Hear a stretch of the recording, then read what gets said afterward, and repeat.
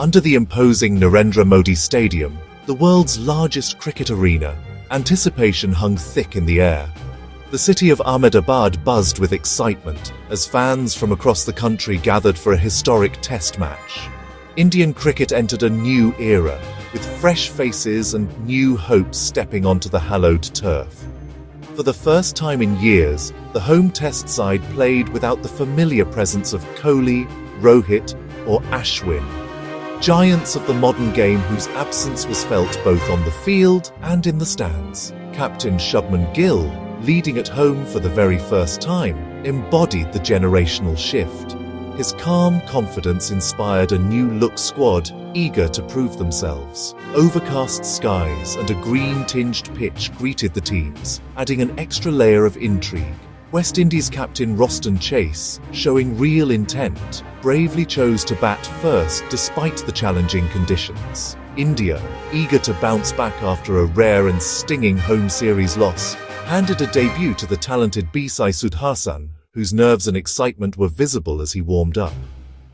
The West Indies, missing key bowlers and winless against India for over 2 decades, faced a daunting challenge. Yet, their young squad looked determined to defy the odds and rewrite history. The crowd buzzed with anticipation as Bumrah and Siraj took the new ball, knowing the opening hour could define not just the match, but the entire series ahead. The stage was set for a dramatic contest, with every player and fan aware that history could be made under the stadium lights.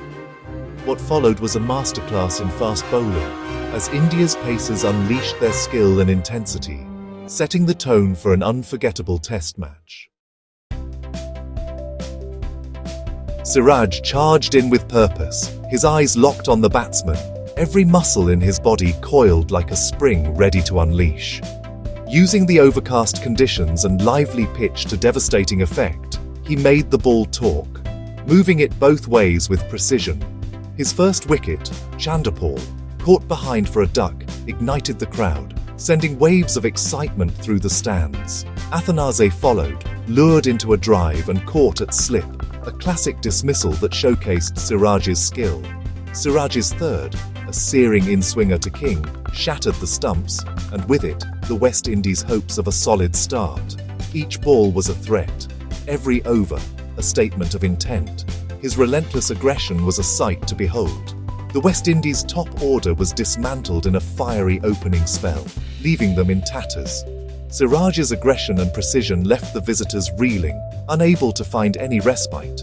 India's pace attack had set the tone for the match, creating an atmosphere of dominance. The hosts were in total control, dictating the flow of the game with authority. Ahmedabad witnessed a spell to remember, a masterclass in fast bowling that will be talked about for years.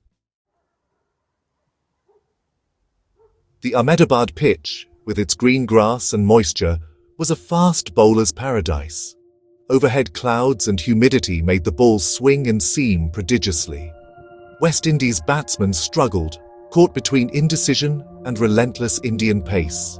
Bumrah joined the attack, trapping Campbell and deepening the crisis. By the first hour, West Indies had collapsed to 42 for 4. India's bowlers gave nothing away, exploiting every inch of assistance. The top order collapse was swift and brutal, a result of skill, discipline, and perfect planning. The visitors were left searching for answers. With the top order gone, the West Indies found themselves in deep trouble, their hopes seemingly dashed as wickets tumbled early in the day.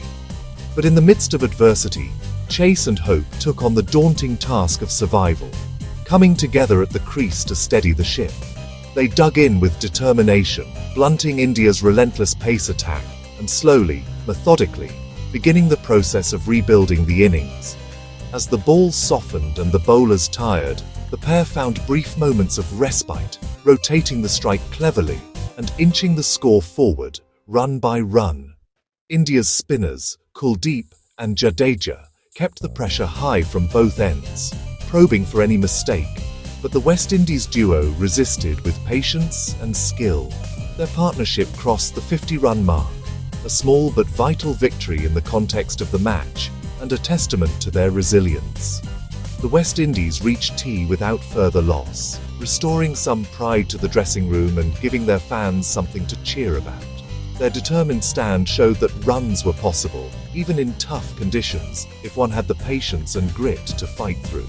The fightback gave the visitors a glimmer of hope, a reason to believe that the match was far from over.